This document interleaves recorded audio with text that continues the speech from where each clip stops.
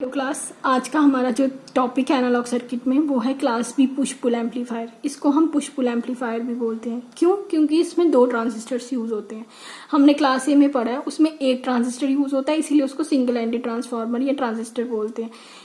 यहाँ पे ये पुश पुल है, इसे क्यों? क्योंकि इसमें दो ट्रांजिस्टर्स जो हैं वो यूज किया जाता है। वर्किंग में अगर हम इसकी डेफिनेशन की बात करें, जब कलेक्टर करंट जो है वो सिर्फ एट अ टाइम एक ही ट्रांजिस्टर में फ्लो करे during the positive half cycle of the input signal, तो उस पावर एम्पलीफायर को क्या बोलते हैं? Class B amplifier. मतलब जब कलेक्टर करंट आइदर किसी एक ट्रांजिस्टर में फ्लो करेगा और अपना हाफ साइकिल पूरा करेगा, तो उस चीज को हम क्या बोलते हैं? Class B power amplifier.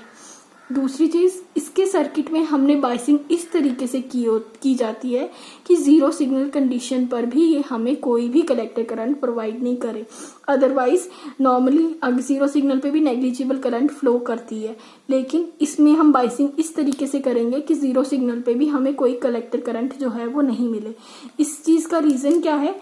इस चीज का रीजन ये है, क्यों? क्योंकि इसका ऑपरेटिंग पॉइंट या फिर क्यू पॉइंट जो है वो हम सिलेक्ट करते हैं किस पे? कट ऑफ वोल्टेज पे। इस चीज की वजह से ये सिग्नल जो है जीरो सिग्नल कंडीशन पर भी कलेक्टर करंट फ्लो नहीं करवाता। क्यों? क्योंकि इसका क्यू पॉइंट पे हमने कलेक्टर जो है वो कट ऑफ वोल्टेज पे सिलेक्ट किया जाता है। अब इसकी अगर हम वर्किंग की बात करें तो ये इसका सर्किट डायग्राम है, जिसमें आप देख सकते हैं कि इसमें दो ट्रांसफॉर्मर्स लगाए हुए हैं। एक ये आ गया, एक ये आ गया। इसको हम सेंटर टैंप ट्रांसफॉर्मर भी बोलते हैं। उसके अलावा इसमें दो ट्रांजिस्टर्स लगाए गए हैं, T1 और T2, जो अपना अपना सिग्नल जो है वो कवर करके यहाँ पे हमें आउटपुट प्रोवाइड करते हैं। अब अगर इसकी कंस्ट्रक्शन और वर्किंग की बात करें तो हम तीन केसेस जो हैं वो इसमें डिस्कस करेंगे। पहला केस ये होता है, ये हमारा AC सिग्नल है, ठीक है। अब पहले केस में क्या होता है, जब हमने सिग्नल अप्लाई किया, AC सिग्नल हमने पूरा दिया, तो सर्किट हमारा फॉरवर्ड वाइज है। फॉरवर्ड वाइज का मतलब क्या होता है? करंट जो है तब सर्किट में कंडक्ट करती है। तो जब ये फॉरवर्ड वाइज है तो मतलब ये सिर्फ पॉजिटिव हाफ साइकिल जो है वही कंडक्ट करेगी, यानी कि T1 जो है वो कंडक्ट करंट करेगा और हमें ये ग्राफ देगा, लेकिन T2 जो है उस टाइम ऑफ रहेगा। ये आ गई हमारी फर्स्ट कंडीशन।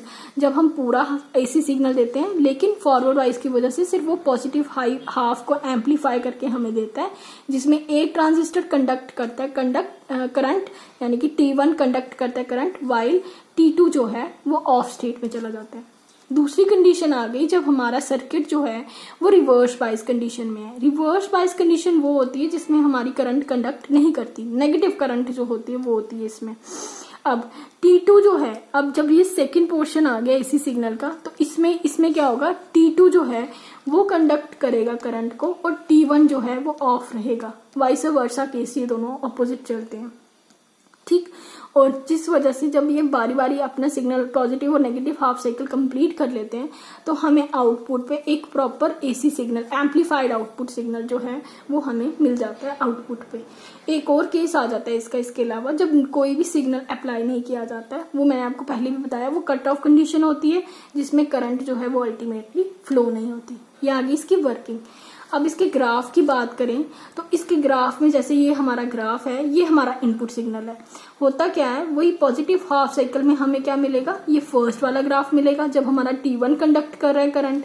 रिवर्स वाइज में ये नेगेटिव वाला ग्राफ मिलेगा, जब करंट फ्लो करेगी तो ये हमें नेगेटिव रिवर्स वाइज में देगा, जिसकी वजह से ये दोनों करता है। और आउटपुट में हमें जो है करंट के ग्राफ में एक एम्पलीफाइड आउटपुट जो है वो एज ए ग्राफ मिल जाता है, सिग्नल मिल जाता है।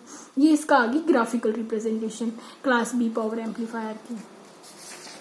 अब अगर हम इसकी एफिशिएंसी की बात करें तो इसकी एफिशिएंसी कैसे कैलकुलेट की जा सकती है?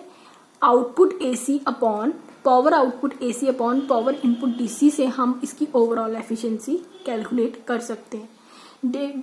प्रोज एंड कॉन्स की बात करें, इसकी सबसे बड़ी एडवांटेज ये है कि इसकी एफिशिएंसी इंक्रीज हो जाती है और डिस्टॉर्शन जो है वो पूरी तरीके से एलिमिनेट हो जाता है। ये दोनों चीजें क्लास A एम्पलीफायर में सबसे ज्यादा कम थी। ये उनका डिसएडवांटेज थी जो हमने ओवरकम की क्लास B पावर एम्पलीफायर में। और इसके कॉन्स क्या है कि क्या होता है, सर्किट को ये बल्कि बना देता है, क्योंकि इसमें ऑब्वियसली ज्यादा सर्किट, ट्रांसफॉर्मर्स डबल लगे हुए हैं, ट्रांजिस्टर्स डबल लगे हुए हैं, तो सर्किट बल्कि हो जाता है प्लस एक्सपेंसिव हो जाता है। Thank you.